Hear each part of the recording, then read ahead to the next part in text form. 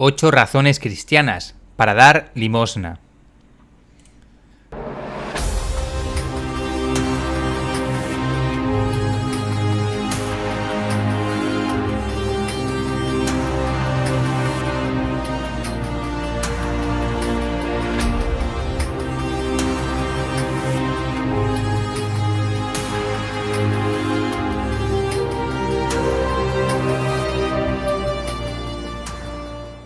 Uno. No se trata de buenismo. No se trata solamente de ser buenos. No damos para sentirnos bien ni para favorecer a los desposeídos. Hay una dimensión que los católicos tenemos medio desdibujada: el mandato de Cristo, dad y se os dará.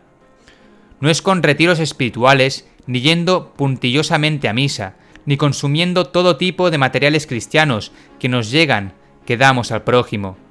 Si nos limitamos a eso, somos como vampiros de la religión, que nos limitamos a chupar de la energía del cristianismo y su comunidad, sin aportar energía extra.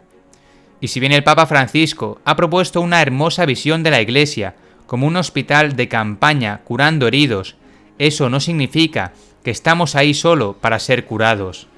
Somos un solo cuerpo, y debemos aportar para sanar a los demás, porque así se nos juzgará. Será por los actos de amor concretos que hicimos hacia los demás, por los que dimos y aportamos. Por esto, la limosna, tomada como un acto de misericordia, es un punto central para profundizar en todo el año, porque hace a nuestra salvación. Si damos, se nos dará, y los santos muestran que cuanto más damos, más se nos da. 2. El espíritu de compasión no es opcional. Debemos esforzarnos por mantener el corazón abierto a los sufrimientos y a la miseria de otras personas, y orar continuamente para que Dios nos conceda ese espíritu de compasión, que es verdaderamente el Espíritu de Dios, como dice San Vicente de Paúl. La palabra limosna proviene de una corrupción de la palabra griega elemosine, que significa misericordia. Sencillamente, dar limosna significa mostrar misericordia.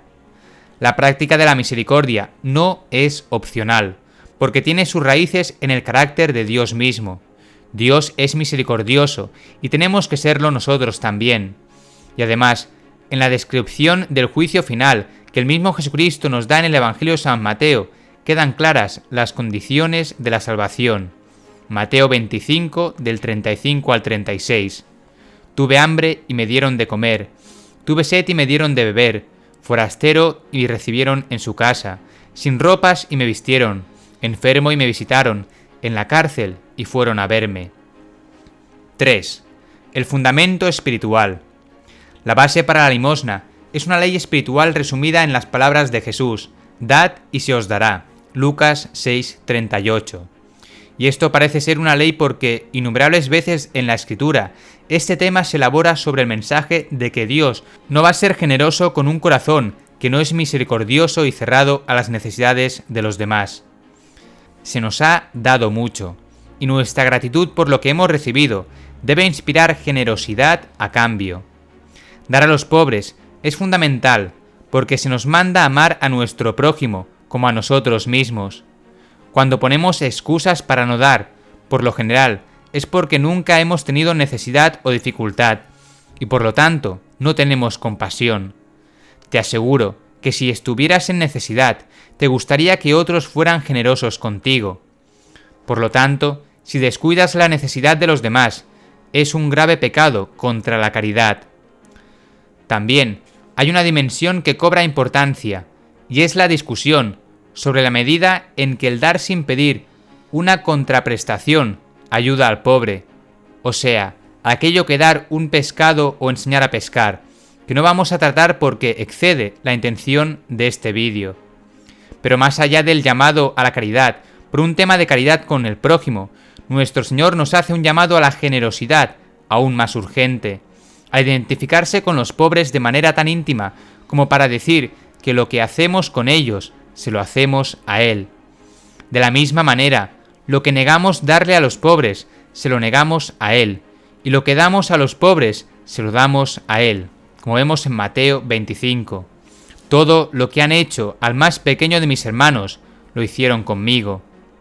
Qué aterrador sería que se te diga que no vas a entrar en el cielo porque eras de corazón frío hacia el desafortunado y por lo tanto hacia el mismo Jesús.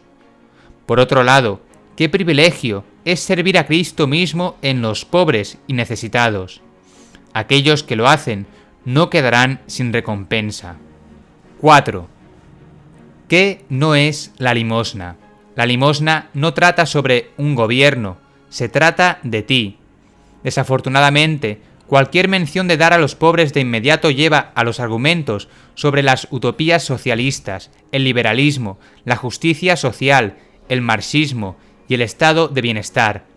Pero la limosna es fundamentalmente diferente en estas ideologías y no es más que una excusa para justificar la redistribución de la riqueza por parte del gobierno. El problema fundamental con el socialismo y el comunismo es que son inherentemente ateos. Buscan crear un cielo en la tierra a través de los esfuerzos humanos, dejando de lado el alma eterna y la necesidad de la gracia. Otro problema con estos sistemas es que despersonalizan generosidad. El dar es solo valioso cuando es personal y viene del corazón. Jesús no dijo, cuando el Estado toma tu dinero y se lo da a otra persona, es como si tú lo dieras. No, él dijo, da tú. Cuando una burocracia da, cuando un comité del gobierno da, no tiene sentido para ti en particular. 5. Practicar la misericordia. Mientras que la limosna puede parecer sencilla, es posible que todavía te preguntes cómo exactamente la puedes practicar en este tiempo. Para guiarnos, la Madre Iglesia esboza 7 obras de misericordia corporales, así como 7 obras de misericordia espirituales.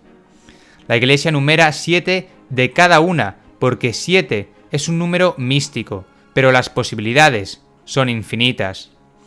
El punto es que debemos dar de nosotros mismos a los que lo necesitan, y si prestamos atención, encontraremos un sinfín de oportunidades para hacerlo. Las 7 obras de misericordia corporales son: dar de comer al hambriento, dar de beber al sediento, dar posada al necesitado, vestir al desnudo, visitar al enfermo, socorrer a los presos, enterrar a los muertos. Las 7 obras de misericordia espirituales son: enseñar al que no sabe, dar buen consejo al que lo necesita, corregir al que está en error, perdonar las injurias, consolar al triste, sufrir con paciencia los defectos de los demás, rogar a Dios por vivos y difuntos. Las obras de misericordia corporales, en su mayoría, salen de una lista hecha por el Señor en su descripción del juicio final, mientras que la lista de las obras de misericordia espirituales, la Iglesia la ha tomado de textos que están a lo largo de la Biblia, de la enseñanza del mismo Cristo: el perdón, la corrección fraterna, el consuelo, soportar el sufrimiento, etc. Como se puede ver, las necesidades físicas, emocionales y espirituales son oportunidades para obrar misericordia. 6. Un llamado a la generosidad para compartir la promesa de Dios. Generalmente consideramos que compartir la promesa que Dios nos hizo en el Evangelio es un acto evangelizador, proselitista, y se quiere hablar en términos profanos. Sin embargo, hoy, en este mundo que se descristianiza, que se aleja de la naturaleza que Dios creó para el hombre y que genera terribles consecuencias espirituales como tristeza, angustia, decepción, rabia, ira, sentir que la vida no tiene sentido, necesidades de compensar los dolores a través del hedonismo sin límites y las adicciones. En este mundo sin Dios, compartir su promesa es un profundo acto de misericordia. ¿Por qué lo es? Porque da la oportunidad al prójimo de sentir que no está solo, que alguien realmente poderoso vela por él, que le ofrece paz a su alma herida por las tribulaciones de la vida diaria, y la promesa de que su vida no terminará con la pérdida de capacidades de la vejez y la muerte corporal, que algo maravilloso le espera.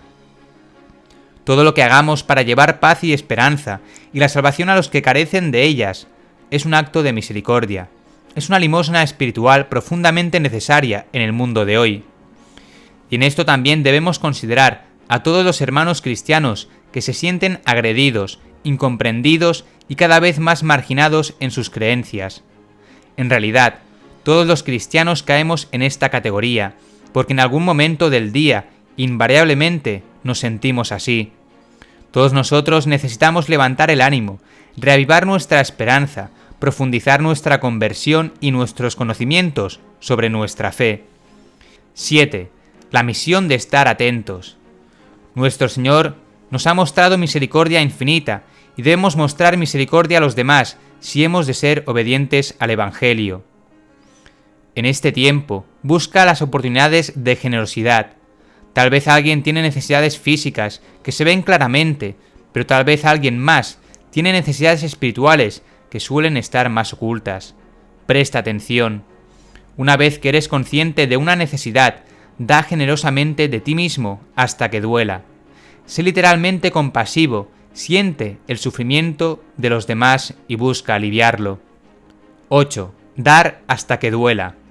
Estos dos tipos de donaciones son profundamente diferentes. Dar de tu excedente significa dar tu dinero extra, tiempo libre, etc. Se trata de dar lo que te sobra, se trata de ofrecer lo que realmente no necesitas.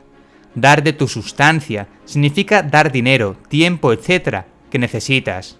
Entonces, necesitas prescindir de algo para poder dar. Es lo opuesto a dar de tus obras.